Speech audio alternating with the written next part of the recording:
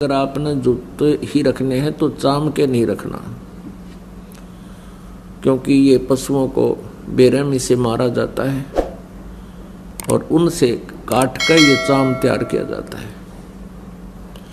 पहले पुराने समय में जो चर्मकार यानी चमार जो जूते बनाते थे वो जीवित पशु को नहीं मारते थे। पशु मर जाते थे, उनकी खाल उतार करके अपनी मेहनत से उसको फिर जूता बनाने योग्य तैयार कर लेते थे। अब वर्तमान की तरह एक एक व्यक्ति 6-6 जोड़ी जूते नहीं रखता था। एक जूता जोड़ी, वह भी कति टूट ले लित्र बन ले, उसके फिर थेगड़ी लवाए जाते थे और पहनते रहते थे। अब वर्तमान में तो बहुत जुल्म हो रहा है। भैंसों को, काटड़ों को, गौओं को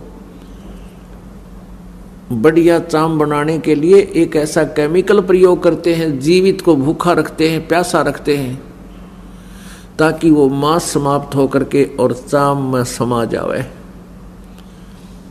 और उसके जीवित के ऊपर ही वो फिर कहते हैं बहुत जबरदस्त गर्म पानी डाल देते हैं, वो फूल जावे और वो पशु बहुत बुरी तरह चिल्ला रहा होता है। फिर उनको काट दिया जाता गर्दन से और फिर वो बढ़िया जूते बनाए जाते हैं।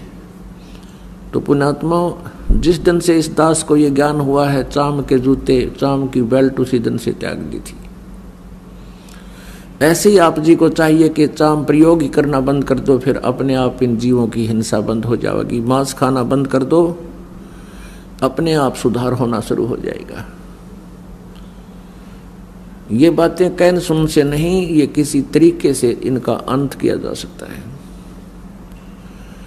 आजकल और अन्य बहुत अच्छे ट्रैक्शन वगैरह के जूते आते हैं, उनको पहन लीजिए।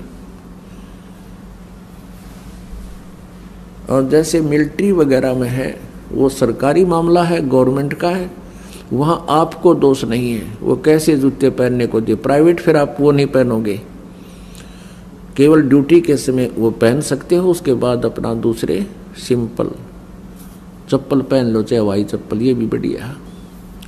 हमने अपने पापों के जो सोर्स हैं उनको खत्म करना है और जो पुण्य के सोर्स हैं उनको बढ़ाना है, तभी हम सुखी होंगे। तो यहाँ भक्तात्मा, तो उसने नाम लिया, नाम लेते हो ठीक हो गया।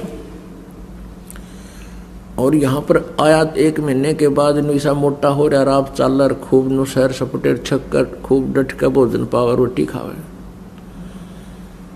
ठीक हो गया। 1 वर्ष के बाद उसको फिर तकलीफ एज इट इज होगी और वो फिर रोने लगा, जी मुझे तकलीफ होगी। मैंने कहा भाई क्या बात होगी, भगवान बदला नहीं, परमात्मा वही, ये दास वही। अब जिसने ठीक किया था आज कैसे बीमार हो सकता है? कोई कारण बना होगा, कोई गलती की होगी तूने। ना जी, कोई गलती नहीं करी, रोज भक्ति करता हूँ, मंत्र भी करता हूँ, जोत जलाऊं हूँ, पाठ भी करा दिया। अब हम असमंजस में पड़ जाते हैं, लेकिन पता तो होता है, इस दास को इतना अनुभव है कि ऐसा नहीं हो सकता कि बगैर नियम तोड़े कोई आपत्ति फिर आ जाए। फिर बगैर पूरा क्लियर हुए बिना दास भी ज्यादा दबाव नहीं देता, कह देता अच्छा भाई कोई बात नहीं, फिर सुनेगा भगवान। उसकी डेथ होगी। फिर उनके साथी जो और वहां नाम लिया था, जिनको और अच्छा दृढ़ विश्वास हो गया था और उसकी क्रिया से वो परिचित थे कि ये जानबूझ कर मरा है, उसने वो जूतों की दुकान पर चाम के जूते बेचने बंद नहीं किए थे। और भी एक आध जो बताए उनके साथियों ने कि उसने मर्यादा को भी तोड़ दिया था, क्योंकि वो सुखी हो गया, परमात्मा ने सुन ली। जब तक हृदय से रोए था और सुख होते ही परमात्मा से कोसों दूर हो जाता है। तो पुण्यात्माओं, आपका यहाँ आने का उद्देश्य केवल संकट निवारण करना ही ना हो। देखो, वैसे तो दुखी इंसान भी यहाँ आ जाता है, उसके लिए वो दुख वरदान बन जाता है। क्योंकि वो दुख आपको भगवान से मिलाने में एक मीडिया का काम कर गया।